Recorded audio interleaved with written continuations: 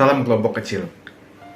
Bapak Ibu kasih Tuhan, saat ini kita akan membahas bab 6 dari bahan kakak kita yang berjudul Spiritualitas Warga Gereja, yang kita ambil contoh dari gereja di kota Korintus.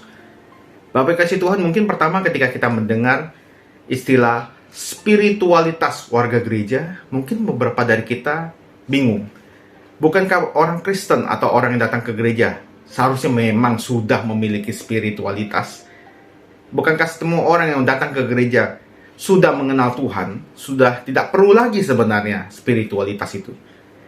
Tetapi dari gereja Korintus, kita tahu bahwa gereja yang bahkan dilayani langsung oleh Rasul Paulus pun ternyata memiliki beberapa cerita yang justru sangat memalukan sekaligus lucu.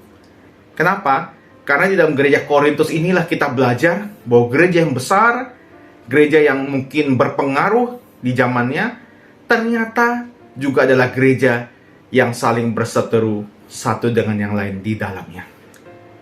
Baik kasih Tuhan, itu menunjukkan bahwa meskipun kita sudah menjadi orang Kristen, kita tetap butuh bertumbuh di dalam Tuhan. Kita perlu spiritualitas sehingga roh boleh memimpin kita dalam kehidupan sebagai warga gereja, sehingga kita dapat memaksimalkan fungsi kita sebagai warga gereja dan bukannya malah berakhir dengan ricuh antar sesama. Bapak kasih Tuhan, kita bisa melihat bahwa di dalam gereja Korintus Paulus mengatakan, kamu seharusnya ditinjau dari usia, itu adalah orang-orang yang sudah dewasa. Tetapi kamu hanya bisa makan makanan yang ringan, makanan yang lembek seperti bubur atau seperti susu. Kenapa? Karena mereka meskipun usianya dewasa, mereka sudah bahkan mungkin menjadi pemimpin gereja di Korintus, tapi mereka justru saling berseteru, saling memisah-misahkan satu dengan yang lain. Ada yang berkata, aku golongan Paulus, aku golongan Kefas atau Petrus. Ada yang mengatakan, aku golongan Apolos. Dan bahkan ada yang mengatakan, aku golongan Yesus Kristus. Wah, luar biasa ya. Seolah-olah 4 figur ini adalah 4 figur yang saling merebut pengaruh di dalam gereja. Padahal seharusnya gereja tidak boleh dijadikan ajang politik praktis, saling berebut kekuasaan. Itu menunjukkan sekali lagi bahwa gereja Korintus masih ada yang belum dewasa rohaninya. Maka bahan kita pada bab 6 ini diambil dari 2 Petrus pasal 3 ayat 18 untuk menuntun kita dalam bertumbuh secara spiritualitas. Yang pertama, bagian A, 2 Petrus 3 ayat 18, tetapi bertumbuhlah dalam kasih karunia, yaitu kasih karunia Allah. Kita menyadari bahwa pertumbuhan rohani tidak bisa berjalan begitu saja seiring bertambahnya usia, tetapi pertumbuhan rohani baru ada ketika ada kasih karunia Allah yang boleh memimpin pertumbuhan itu sendiri. Ya, jadi pertumbuhan yang kita alami di dalam gereja sebenarnya ada pertumbuhan yang sudah disiapkan Allah bagi kita semua. Itulah bagian dari kasih karunia Allah. Bukan hanya keselamatan, tapi ketika kita boleh bertumbuh secara spiritualitas, itu pun bagian dari kasih karunia Allah.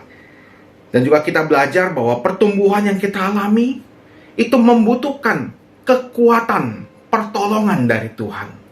Bukan berarti karena kita setiap minggu datang ke gereja otomatis kita bertumbuh. Tidak demikian.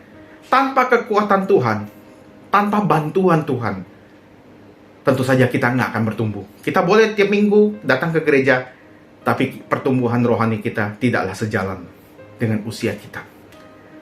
Bertumbuhlah dalam kasih karunia, itu bagian pertama. Bagian yang kedua, bertumbuh dalam kasih karunia dan dalam pengenalan akan Tuhan dan Juru Selamat kita, Yesus Kristus.